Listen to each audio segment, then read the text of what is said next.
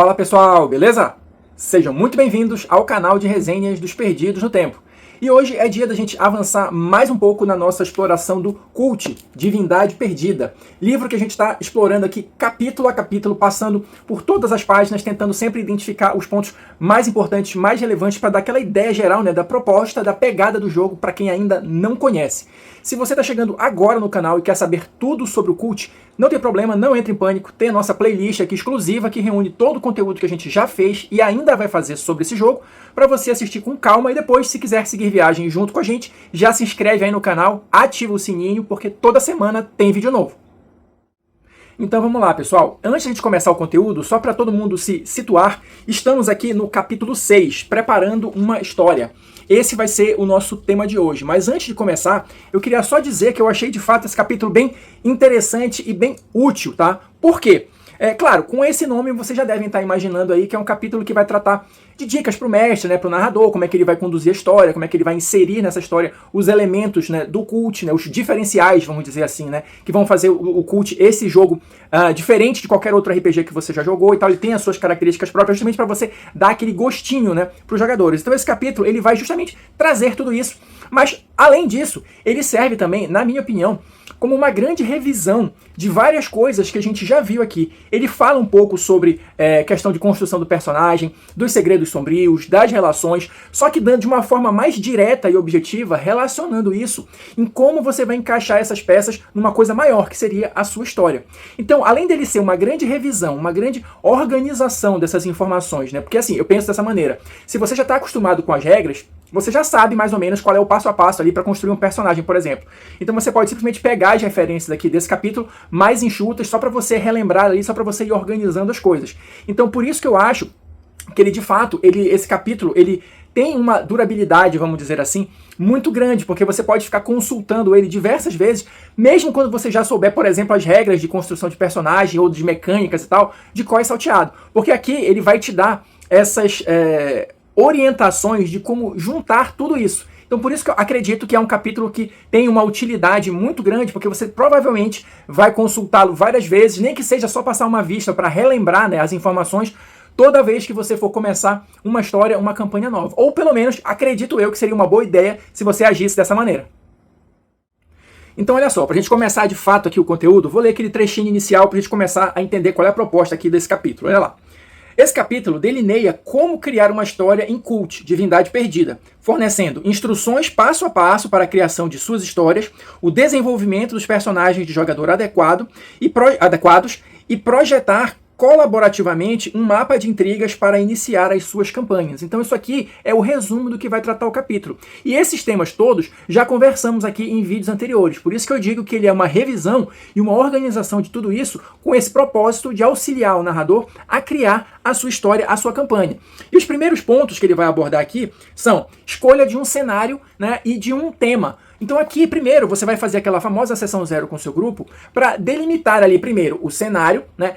Qual é a época que vocês querem jogar? Qual é a localização que vocês querem jogar? O Cult, ele tem essa pegada de ser um cenário mais urbano e mais contemporâneo, mas não necessariamente você precisa seguir esse padrão. Você quer seguir esse padrão? Beleza, mas em que cidade vocês vão jogar? É uma cidade fictícia? É uma cidade original? É uma cidade que vocês vão adaptar? Como é que vai funcionar isso aí? Então, delimitar essas primeiras coisas é importante para que todo mundo esteja na mesma página e comece a construir as coisas em conjunto, porque isso é uma coisa importante também aqui que a gente percebe no capítulo. Muito embora o narrador tenha essa função de organizar tudo, né, de ser a cola que vai unir esse negócio todo, os jogadores também têm que contribuir. Então, na verdade, é um esforço coletivo, é um trabalho coletivo, cada um com as suas pecinhas, cada um com as suas participações, para construir algo maior e com uma certa coesão, que seria a história que vocês vão jogar, ou pelo menos o arcabouço inicial ali, as ideias iniciais para vocês começarem a jogar. O livro vai seguir adiante, né, e depois dessa questão do cenário, ele vai falar, olha, dos arquétipos. Então aqui ele vai listar de novo todos os arquétipos que a gente viu lá no capítulo de criação de personagem, mas aqui numa versão mais resumida. E o que ele vai adicionar a isso? Ele vai adicionar a seguinte proposição. O ideal seria que os personagens, ou melhor dizendo, os jogadores, escolhessem os seus arquétipos e não repetissem, para você ter uma diversidade maior de personagens, esse tipo de coisa. E também um outro detalhe, já que vocês escolheram a localização, a época e a ideia principal ali da história, mais ou menos, escolher arquétipos que façam sentido com o que foi decidido anteriormente, ou seja, que se encaixem naquela época, naquela localização, né, para começar, como eu falei, a construir algo em conjunto, mas algo que tenha coesão, algo que faça sentido, entendeu? A proposta, a ideia é essa. E aqui na questão dos arquétipos, eles fazem um parêntese para comentar sobre os adormecidos. A gente já comentou isso também no vídeo de criação de personagem, que esse é o arquétipo, entre aspas, mais difícil de jogar pelo seguinte: os adormecidos, eles são aqueles personagens que eles não têm ainda nenhuma noção de que o mundo que eles vivem é uma mentira. Então você misturar esse arquétipo com outros personagens que já têm um pouco desse conhecimento pode ser complicado. Então o que o livro faz aqui? Ele vai abrir um boxzinho aqui para falar especificamente dos adormecidos. Inclusive, olha, ao longo de todo o capítulo ele vai dando dicas e informações específicas para a questão dos adormecidos, porque ele diz que esse arquétipo precisa de um certo cuidado, requer um certo cuidado caso esteja presente na sua mesa de jogo. Eu vou ler só um trechinho aqui para vocês, olha só. É adequado interpretar adormecidos em histórias mais longas. Os personagens serão lançados gradualmente no mundo sombrio de Kult, passando a entender mais sobre si mesmos e seu ambiente, até eventualmente se tornarem arquétipos conscientes. Adormecidos também são bons arquétipos para histórias de horror, promovendo protagonistas confusos e vulneráveis. Devido ao quão distintos os adormecidos são dos demais arquétipos, é recomendável todos os personagens começarem como adormecidos, caso eles estejam sendo usados na sua história. Ou seja, basicamente a ideia é essa. Pode ser interessante também jogar como adormecidos. Então vamos jogar todo mundo como adormecido, e aí conforme a história vai evoluindo, cada um vai despertando ali para criar o personagem de um arquétipo consciente, mas todo mundo começa ali como adormecido. Porque, de novo, misturar, segundo o livro aqui, pode ser problemático, pode ser complicado. Avançando aqui no capítulo, o próximo tópico que ele vai abordar, olha, são os segredos sombrios, tá? Também já comentamos aqui, claro, sobre os segredos sombrios. Mas aqui nesse capítulo, qual é a proposta que o livro vai fazer?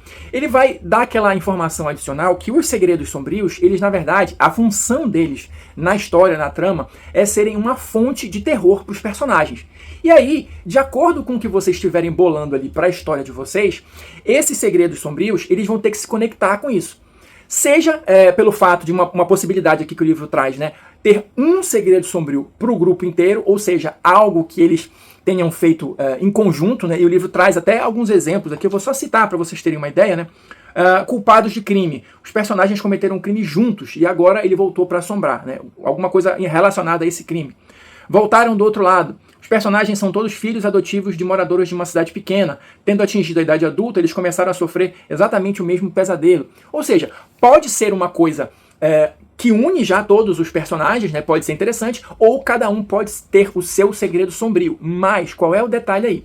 Se cada um tiver o seu segredo sombrio, o ideal é que esses segredos se conectem, pelo menos, se não entre si, mas pelo menos com o tema principal da história, que foi definido também por vocês, pelo grupo, né, lá no início.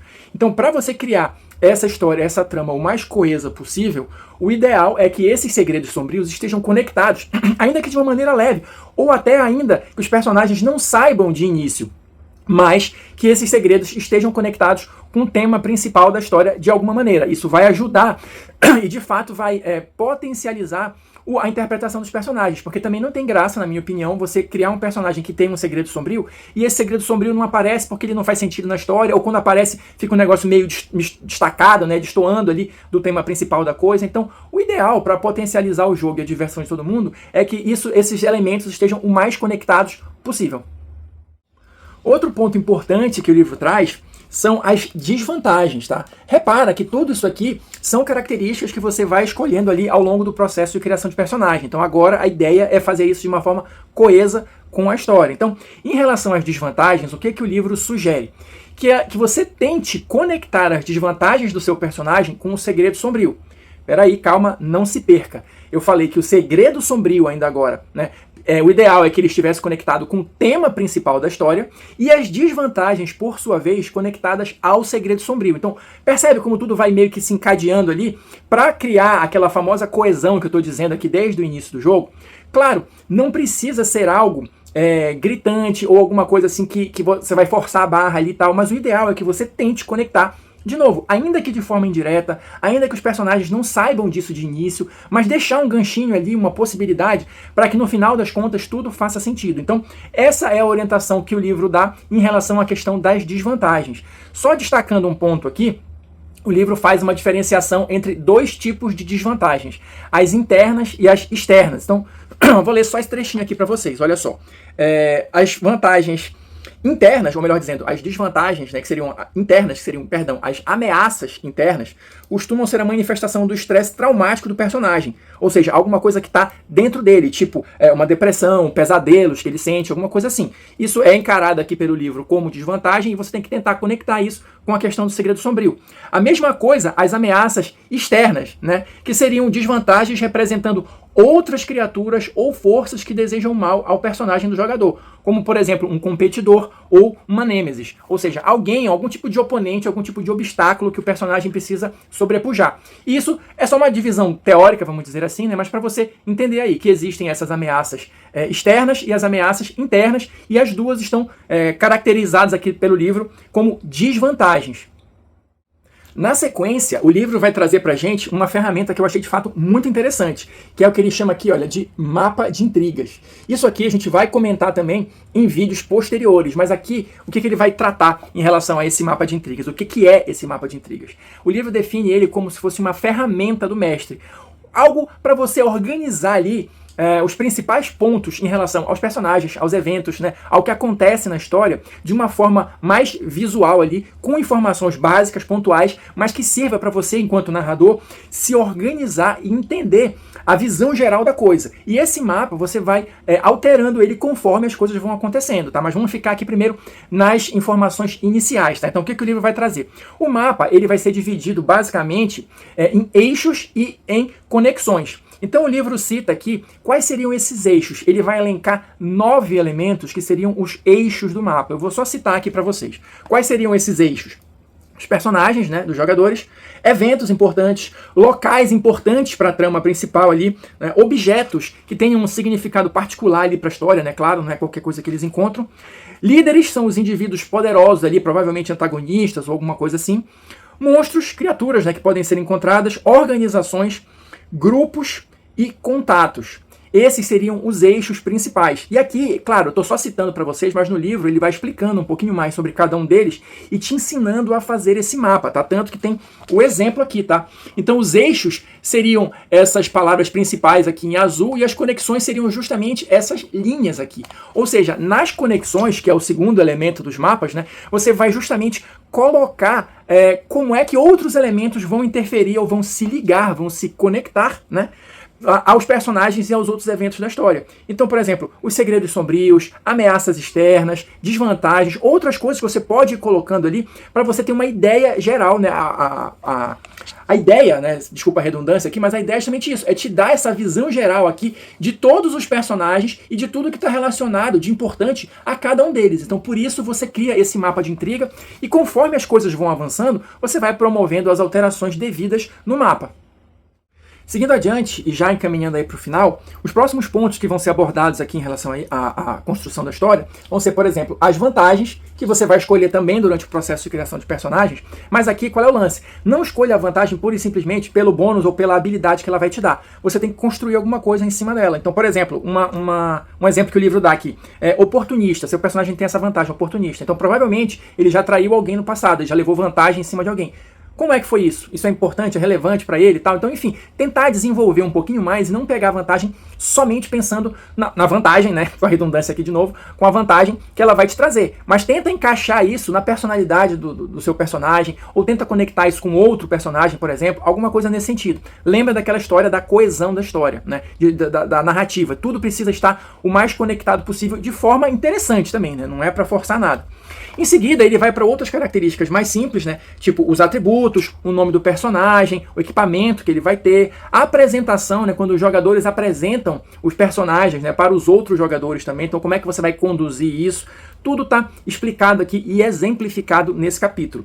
Para a gente encerrar, também tem a questão das relações, né, dos relacionamentos, que a gente também já comentou aqui em vídeos anteriores, mas aqui ele reforça, né, os relacionamentos que o seu personagem tem com os outros do grupo e também com NPCs, que é aquela história das relações neutras, significativas e vitais, que a gente comentou no vídeo sobre criação de personagem. Então aqui ele só dá o reforço em relação a isso e traz uma informação que eu achei bem interessante aqui. Eu vou até me permitir ler esse trechinho para a gente encerrar, que é o seguinte: geralmente, todo grupo tem aquela pessoa que quer fazer um personagem que não tem ligação nenhuma. O famoso lobo solitário e tal, o antissocial, que não tem família, que não tem amigo, que nada, né? Enfim, como é que o Cult trata isso? Olha só, eu vou ler esse trechinho aqui para vocês. Olha lá. Personagens do jogador antissociais sem família ou amigos. Em casos excepcionais nos quais os personagens não têm relações estreitas com companheiros humanos, as relações com personagens do mestre podem ser atribuídas a animais de estimação, objetos ou locais. Nesses casos, eles seriam o amado cão do personagem, o carro antigo herdado do pai, do qual cuida como se sua vida dependesse disso, a casa comprada com o marido antes do desaparecimento dele. Ou seja, se você quer fazer um personagem antissocial, lobo solitário, beleza, mas você vai continuar tendo relações, nem que seja com objetos ou com animais, porque isso faz parte do drama do jogo. Então é isso, pessoal. Vou ficando por aqui. Fechamos mais um capítulo aqui do Cult. Espero que vocês estejam curtindo a jornada. Quem assistiu o vídeo até agora, muito obrigado. Deixa aí o seu like, seu comentário pra gente continuar batendo papo. E no mais, a gente se encontra na próxima resenha.